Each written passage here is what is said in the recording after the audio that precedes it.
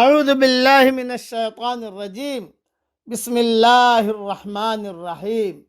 سورہ لقمان کی چند آیتیں پڑھ رہا ہوں۔ آیت نمبر 6، آیت نمبر 7، آیت نمبر 8، آیت نمبر 9۔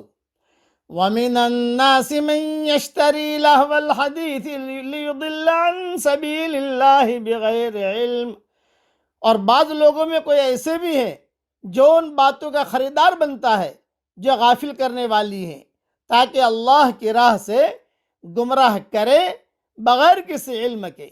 وَيَتَّخِذَهَا هُزُوًا، اور اس کی ہنسی اڑائے۔ أُولَئِكَ لَهُمْ عَذَابٌ مُّهِينٌ، ایسے لوگوں کے لیے ذلیل کرنے والا عذاب ہے۔ وَإِذَا تُتْلَى عَلَيْهِ آيَاتُنَا وَلَّى مُسْتَكْبِرًا كَأَن لَّمْ يَسْمَعْهَا، اور جب اس کو ہماری آیتیں سنائی جاتی ہے تو تکبر کرتا ہوا منہ موڑ لیتا ہے جیسے کہ اس نے سنا ہی نہیں ہے۔ كَأَنَّ فِي أُذُنَيْهِ وَقْرًا، جیسے اس کے کانوں میں بہرا پن ہے۔ فَبَشِّرْهُ بِعَذَابٍ أَلِيمٍ، تو اس کو ایک دردناک عذاب کی خوشخبری دے دیجئے۔ ان الذین آمنوا وعملوا الصالحات لہم جنات النعیم، بے شک جو لوگ ایمان لائے اور انہوں نے نیک کام کیے ان کے لیے نعمت کے باغ ہیں، خالدین فیہا، ان میں وہ ہمیشہ رہیں گے۔ وعد اللہ حقا، یہ اللہ کا پکا وعدہ ہے۔ وَهُوَ الْعَزِيزُ الْحَكِيمُ، اور وہ زبردست ہے، حکمت والا ہے۔ تشریح سن لیجئے اس کی۔ یہ بدبخت لوگوں کو کچھ نشانیاں بیان کی اللہ تعالیٰ نے کہ جو کلام الہی کے سننے سے تو اعراض کرتے ہیں، لیکن البتہ ساز و موسیقی، نغمہ، گانا وغیرہ میں خوب شوق سے سنتے ہیں، خوب شوق سے جو موسیقی سنتے ہیں، خوب شوق سے گانے سنتے ہیں اور ان میں دلچسپی لیتے ہیں۔ خریدنے سے مراد یہی ہے کہ آلات طرب و شوق سے اپنے گھروں میں لاتے ہیں، اچھے اچھے قسم کے ٹی وی، وی سی آر، پھر اس میں ننگی ننگی فلمیں دیکھنا اور اس میں ساری دھمال، ساری دجالی فتنے، یہ سب مراد ہیں، اور پھر ان سے لذت اندوز ہوتے ہیں۔ لہو الحدیث سے مراد گانا بجانا، اس کا ساز و سامان اور آلات، ساز و موسیقی، ہر وہ چیز ہے جو انسانوں کو خیر اور معروف سے غافل کر دے۔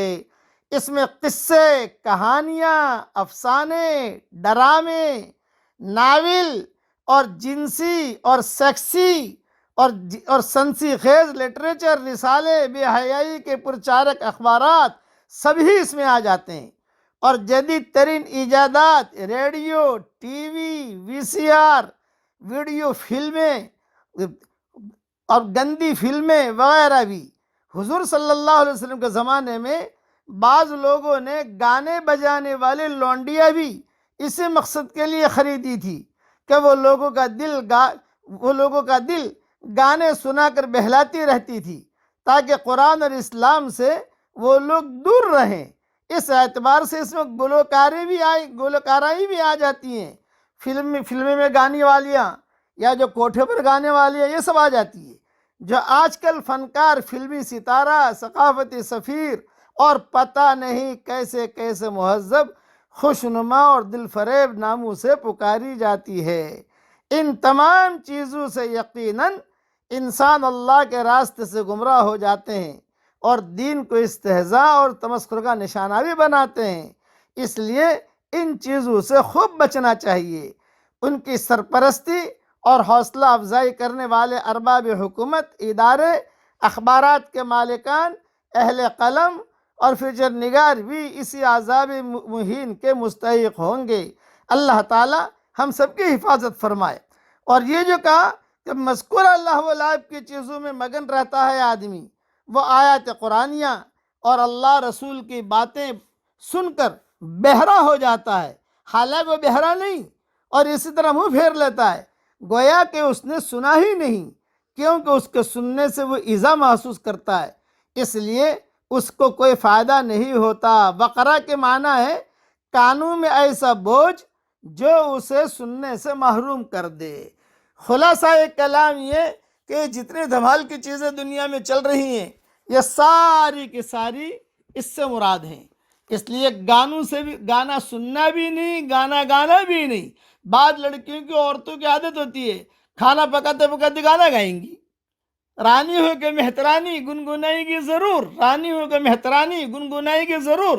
میں کہتا ہوں کہ جب تمہیں گنگنانا ہی ہے تو کبھی درود شریف پڑھو، کبھی قرآن کی کچھ آیت پڑھو، کبھی سبحان اللہ پڑھو، کبھی الحمدللہ پڑھو۔ سب سے بری نفسیات گھمنڈ کی نفسیات ہے۔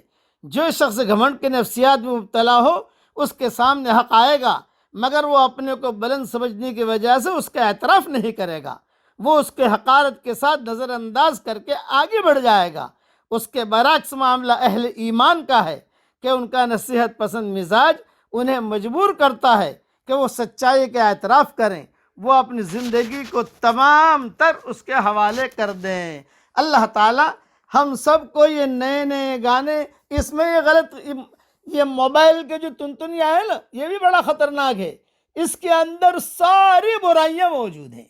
اس موبائل سے فائدہ اٹھاؤ، دینی فائدہ، یا اس سے جو گناہ کماؤ۔